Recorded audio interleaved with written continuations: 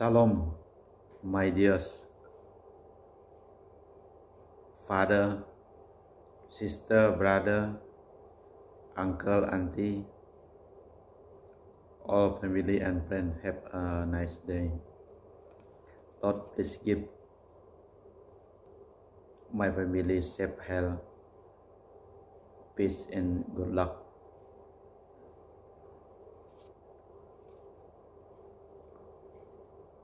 Selamat beraktivitas, selamat bekerja. Setiap hari orang ingin menemukan suatu kehidupan yang lebih baik. Seorang filsuf bernama René Descartes mengatakan, cogito ergo sum. Aku berpikir maka aku ada. Maksudnya adalah satu-satunya hal yang pasti di dunia ini adalah keberadaan seorang diri. Keberadaan ini dibuktikan dengan fakta bahwa ia bisa berpikir sendiri. Cogito ergo sum. Orang-orang selalu ingin mencari kebahagiaan.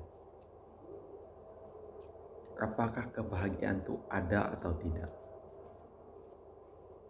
Dikatakan kebahagiaan itu ada. Orang mengandaikan bahagia itu mempunyai mobil.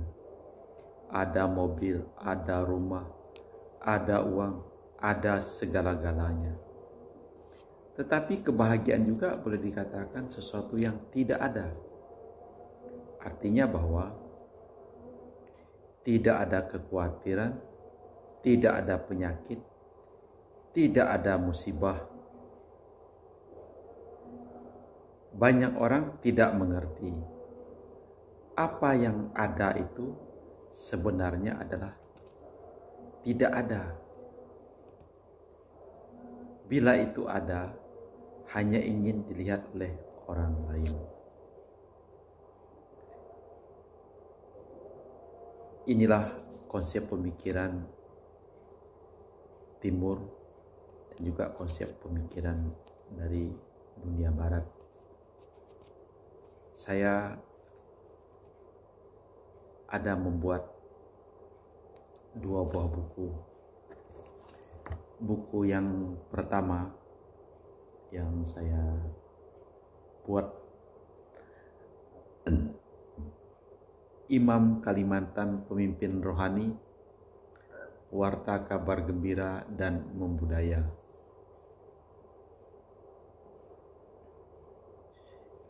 Buku ini menulis tentang imam Katolik,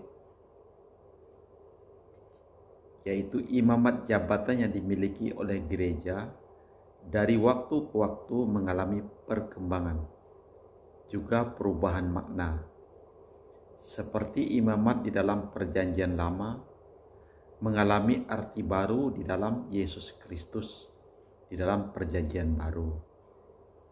Yesus Kristus pusat dan puncak imamat kaum beriman. Pemahaman mendasar dari imamat jabatan dirumuskan Konsili Vatikan II demikian. Para imam diambil dari antara manusia dan dilantik untuk manusia dalam hal-hal yang menyangkut Allah, guna mempersembahkan pemberian-pemberian dan kurban-kurban untuk dosa mereka.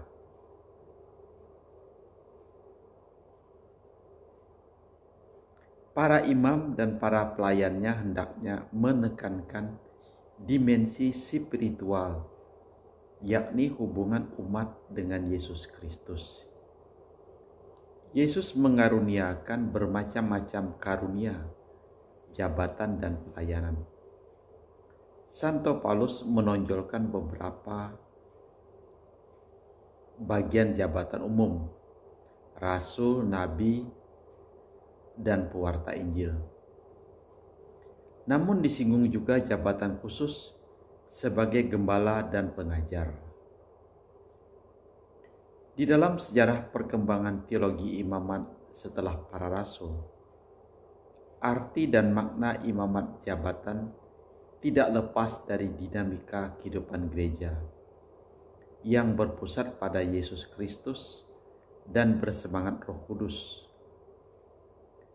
Pembaharuan hidup para imam didorong untuk terus-menerus memberikan jawaban yang dialogis terhadap perkembangan dunia. Berdasarkan perkembangan teologi imamat, gereja lokal di Kalimantan dapat memunculkan figur imam yang lebih mencerminkan situasi pastoral secara khusus, walaupun tetap dalam kesatuan gereja universal.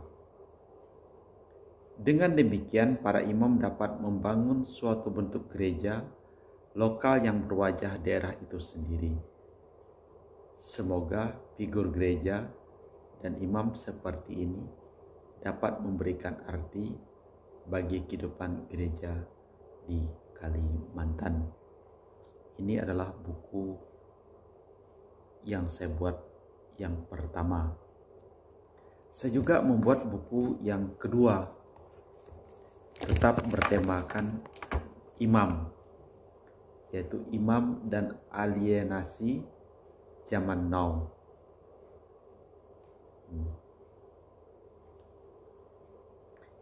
Di dalam buku ini mengisahkan manusia menjalin relasi dengan sesama dan dengan Sang Pencipta. Gereja Katolik menggunakan kata relasi untuk menjelaskan hubungan antara gereja dengan kerajaan Allah. Gereja adalah hasil karya penyelamatan, sekaligus sarana keselamatan. Antara gereja sebagai hasil dan gereja sebagai sarana tidak dapat dipisahkan. Keduanya mempunyai hubungan mutlak, yakni gereja sebagai tubuh mistik Kristus. Sebagai tubuh, gereja mempunyai kepala, yaitu Yesus Kristus, dan anggotanya adalah umat.